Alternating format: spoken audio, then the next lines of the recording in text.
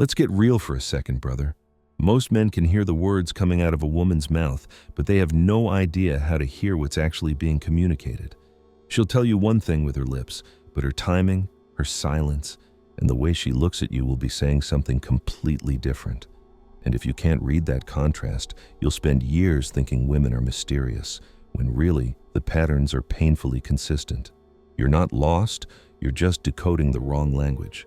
And just so we're clear, this isn't about blaming women or turning relationships into some battle. This is about awareness, the kind men were never taught. Because once you understand the emotional engine behind the words women use, your confusion evaporates. You stop tripping over mixed signals. You stop waiting for clarity that's never coming. You start living with a backbone instead of wishful thinking. But before we dive into the first lie, do me one small favor. Hit the like button, subscribe, and let's keep building a generation of men who actually understand themselves, their value, and the women they deal with. All right, let's start with the first one, the one every man hears at least once. 1. I'm not ready for a relationship right now. Sounds gentle, sounds reasonable, even sounds honest, but it's not the truth. What she's really saying is this: I'm not ready for a relationship with you. That's the part she leaves out. This line isn't a statement about timing, it's a statement about desire.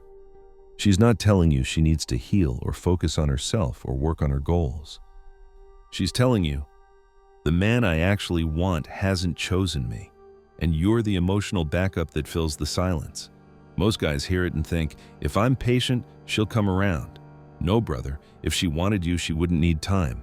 You can quote this truth from the French writer Apollinaire: desire is instant, hesitation is a sign. When a woman feels something real, hesitation disappears. She'll cancel her plans, she'll adjust her schedule, she'll find excuses to see you instead of excuses to delay you. Women don't risk losing the men they actually want, so why does she word it so delicately? Because she was raised to be soft with rejection. She doesn't want to be the villain in your story. She wants you to walk away thinking she's a kind, overwhelmed girl, not a woman who simply isn't attracted to you enough to commit. Women package rejection in bubble wrap because it keeps their image clean. But no matter how soft the delivery, the message is still the same. You're not her first choice. You're her safe choice. And if you stay, you become her emotional storage unit, the comfortable place she places her loneliness until the man she actually wants circles back. So when you hear, not now, don't wait for a version of the story that doesn't exist. Don't invest in a fantasy she doesn't even believe in. Protect your time like it's your currency, because it is. Let's move to the second lie. This one is a classic because it feeds your ego so well that most men never question it. 2. I don't usually do this, but with you, it's different. This one is crafted perfectly for male psychology. It's designed to make you feel chosen, exceptional, one of a kind. She's not just flirting, she's performing. She's building a narrative where you're the exception to her rules. But understand something. When someone has to announce their purity, it's usually because they're trying to manage how you see them. Women know men judge. They know men interpret experience differently. They know men feel more emotionally validated when they think they're unlocking a special part of her. So she frames her choices in innocence. She places a halo on her own head and hands you the credit for knocking it sideways. But the truth? If she's doing it with you, she's done it before. Maybe not the exact scenario, but the emotional pattern is the same. This line isn't about morality, it's about image control. Women are experts at keeping their reputation shiny even when their behavior isn't. She's not lying to hurt you. She's lying to protect how she wants to be perceived. The problem is, when men confuse this performance with genuine emotional depth, you think you're the catalyst. You think you're inspiring her to break her rules. But as Carl Jung once said, we meet ourselves time and again in 1,000 disguises. She's not revealing a rare side of herself. She's replaying a familiar pattern with a new partner. If a woman truly doesn't usually do this, she won't be doing it. Full stop. And this is where most men stumble, thinking they've stepped into a unique moment, when all that happened is they walked onto a stage where the script was already written. Now, let's get into the next lie, one that destroys men financially, mentally, and emotionally when they take it literally. I don't like money. Every man has heard this at some point, usually delivered in a soft tone, as if she's above material things, and men fall for it instantly. You hear that and think, finally, a woman who values me, not my bank account. But don't get fooled by the packaging. When a woman says she doesn't care about money, she's not rejecting wealth. She's rejecting men who worship money more than they worship connection. What she's actually saying is, I want a man who chooses me over his ego, but still knows how to create stability. Money to her isn't greed, it's direction, it's responsibility. It's proof that you're not just drifting through life waiting for luck to hit you. Even the most carefree, free-spirited woman feels safe around a man who can handle pressure. And whether she admits it or not, stability is one of the oldest languages of attraction. Think about human evolution. As Nietzsche once wrote, every instinct in us is older than our thinking. Women aren't consciously calculating stability. They feel it. They respond to it. They need to trust that the man they're with isn't one bad day away from collapse. So when she says she doesn't like money, don't interpret that as, I'm cool with you staying broke forever. She may stay with you while you're in a rebuilding phase, but not if you're emotionally resigned to that phase. Women aren't drawn to the man who has everything. They're drawn to the man who knows how to build. And here's the truth you can tattoo on your mind. Women don't fall in love with money. They fall in love with a man who moves like he can attract it, because that man radiates vision, structure, and self-governance. So don't misread her simplicity as permission to stay stagnant. She's actually saying, show me progress, show me direction, show me that you can lead us somewhere better than here. And that leads perfectly into the next lie, one that has confused more men emotionally than almost anything else women say. 4. I want a nice guy. This one is the ultimate trap because every woman says it, and yet most of the men they fall hardest for are not nice in the way men understand the word. To men, nice means gentle, compliant, agreeable, non-confrontational. But when a woman says nice, she's talking about a man who has warmth without losing his backbone. She doesn't want someone who bends to every mood swing, every insecurity, every emotional storm she brings. She wants someone who respects her feelings but doesn't drown in them. Someone who can hold space but also hold the line. Men hear nice and think, if I just treat her like a queen from day one, she'll choose me. But women don't fall for men who put them on a pedestal before they've earned it. Women fall for men who treat themselves like kings and invite her into that kingdom. A nice guy without boundaries isn't attractive. He's forgettable. Here's the part most men refuse to accept. Women test men. Not to manipulate, but to feel the strength of his character. She wants to know if your kindness is backed by confidence or rooted in fear. And when you over-explain, over-apologize, or over-pursue, she stops feeling the masculine tension that makes attraction real. She stops feeling your authority. And without authority, kindness becomes weakness, and weakness kills desire. The paradox is simple. She wants a man who is kind to her, but strong for both of you. Nice in her mouth means, be good to me, but don't let me walk all over you. Be gentle with my heart, but firm with your standards. Be warm, but don't be soft. The man who understands this balance doesn't chase women.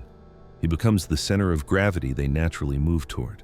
But here's where men really get blindsided. They listen to what she says instead of studying the patterns of the women she's dated, the men she's attracted to, and the emotional chemistry she responds to. And that misunderstanding sets them up for the next lie, the one that exposes whether you're dealing with a woman who is healed or one who's still emotionally tied to her past. My ex means nothing to me.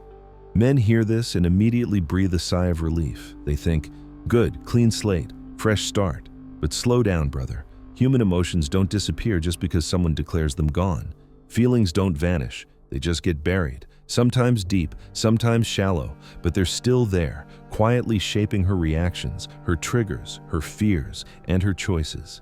When she tells you her ex means nothing, she might not be lying to you. She might be lying to herself. Denial is a coping mechanism, not a confession. And often, that statement is less about her ex and more about her trying to outrun whatever she still feels.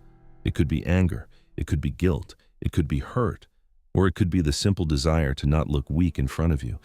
A lot of women don't miss the man. They miss the power they had in the relationship. They miss the attention. They miss how it made them feel. That's why so many still peek at his profile at 1 a.m., not because they want him back, but because they want to know if he still thinks about them. It's emotional surveillance, not emotional closure. And here's something most men never stop to question. If he meant truly nothing, why did she bring him up in the first place? Women don't talk about what's irrelevant. They talk about what still has emotional fingerprints on their mind. Whether she's comparing you to him, making fun of him, demonizing him, or pretending he never mattered, the fact that he still appears in conversations at all tells you the wound hasn't fully sealed. The danger for you is simple. You cannot outlove a woman's unresolved emotions. If her heart is still tied to old damage, you won't be her partner. You'll become her emotional rehab center. You'll spend your time trying to prove you're better than the last guy, trying to soothe wounds you didn't create, trying to heal insecurities that were planted long before you arrived. And here's the cruel irony. When she finally heals, she may not stay with the man who helped her heal. There's a reason therapists don't date their clients. When a woman is still internally tangled in her past, you risk becoming the temporary bridge that helps her reach the version of herself that another man will enjoy. It's not intentional, but it happens all the time. So instead of arguing or interrogating her when she says, "My ex means nothing to me," do the opposite. Step back, watch, observe her patterns. Does she mention him when she's emotional? Does she bring him up in arguments? Does she freeze up when his name is mentioned? Does she still react, even subtly? People reveal the truth through repetition, not explanation. Her actions will always speak in a sharper language than her words. Like the psychologist Alfred Adler wrote, "Trust only movement," meaning watch what she does, not what she declares. Healing isn't measured by what she says, it's measured by what she no longer needs to repeat. And here's the part men hate to accept. Even if she's over him emotionally, she might not be over who she became in that relationship. Sometimes she's not revisiting the man, she's revisiting the version of herself that he damaged. That still affects you. So when she insists her ex is irrelevant, don't challenge her, don't accuse her, just note it. Because a wise man doesn't compete with ghosts. He doesn't try to fix wounds he didn't cause. He evaluates whether she's truly ready or whether he's being recruited into an emotional cleanup job disguised as independence. Because the next lie she tells hits even deeper. Not because it sounds innocent, but because it often disguises the most subtle form of emotional control a man can experience. A lie so sweet, so spiritual sounding, that men walk right into it without realizing how much of themselves they're about to give away. "I just want a man who loves me for who I am." On the surface, this feels like the deepest statement a woman can make. It sounds like vulnerability. It sounds like genuine longing. But beneath that softness, there's a darker layer most men don't catch until it's far too late. Because sometimes what she's really saying isn't "love me," but "don't challenge me." A lot of men confuse unconditional love with unconditional tolerance. They think being solid means absorbing her moods, accepting her excuses, ignoring her flaws, and forgiving behavior that drains their soul. They think that's loyalty. But in reality, it's self-abandonment disguised as devotion. When a woman repeatedly insists on being loved as she is, pay attention to what she's avoiding. Does she shut down when you establish a boundary? Does she cry when you point out a pattern? Does she shift blame, twist your words, or make you feel guilty for wanting mutual accountability? If so, she's not asking for love. She's asking for comfort without responsibility. A mature woman doesn't fear growth. She doesn't weaponize vulnerability. She doesn't demand that you accept her at her lowest while refusing to rise with you. A real partner says, "Love me as I evolve, and I'll evolve with you."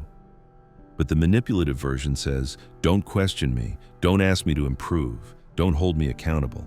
That's not romance, that's emotional control. And brother, let me be brutally honest. The quickest way to destroy your masculine spirit is to stay in a relationship where you keep shrinking yourself to maintain peace. As the philosopher Alain de Botton wrote, "Love begins the moment we admit we are not perfect." Growth is a requirement, not an insult. So when she uses that line, listen not to the words but to the behavior behind it. If she's growing, working, and taking responsibility, she means it. If she's dodging every hard truth you express, she's using it. And when you fall for this lie, you become the emotional sponge she squeezes whenever life pressures her. But there's one more lie, a newer lie, a more strategic lie, that women use not out of manipulation, but out of a deep understanding of male psychology. And this one catches even the sharpest men off guard. 7. I'm not like other girls. At first, this line sounds harmless, cute even, maybe even flattering. But let me tell you the truth, most men never realize. This sentence is not a description. It's a performance. It's one of the most effective lines women use to bypass your defenses. It's the psychological fast pass to male trust. Because men are starving to meet a woman who's different. So when she tells you she's not like the rest, you start believing you found the exception. You start lowering your boundaries. You start opening up faster. And you stop questioning behaviors you would normally be wary of. But here's the part you need burned into your mind. A woman who truly isn't like other girls will never have to announce it. The moment she says it, she's telling you exactly what she fears. She fears being seen as average. She fears being judged the way she judges other women. She fears you recognizing the exact patterns she herself falls into. And so she rushes to differentiate herself, with words instead of actions. Sometimes, I'm not like other girls means, and I know what men want to hear. I'm trying to separate myself from the competition. I'm shaping your perception before my behavior reveals the truth. It's self-branding, not self-awareness. And here's the controversial part most people won't admit.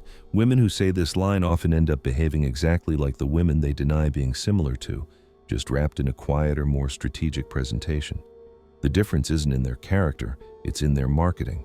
A woman who is genuinely rare won't tell you she's different. She'll show you in her discipline, in her emotional stability, in her loyalty, in her consistency, in her self-respect. In the way she treats you when you're at your lowest, in how she handles conflict, in how she speaks about others when they're not in the room. That's how rarity reveals itself, not with a tagline, but with patterns. So when you hear, "I'm not like other girls," don't get hypnotized by the promise of uniqueness. Step back and observe.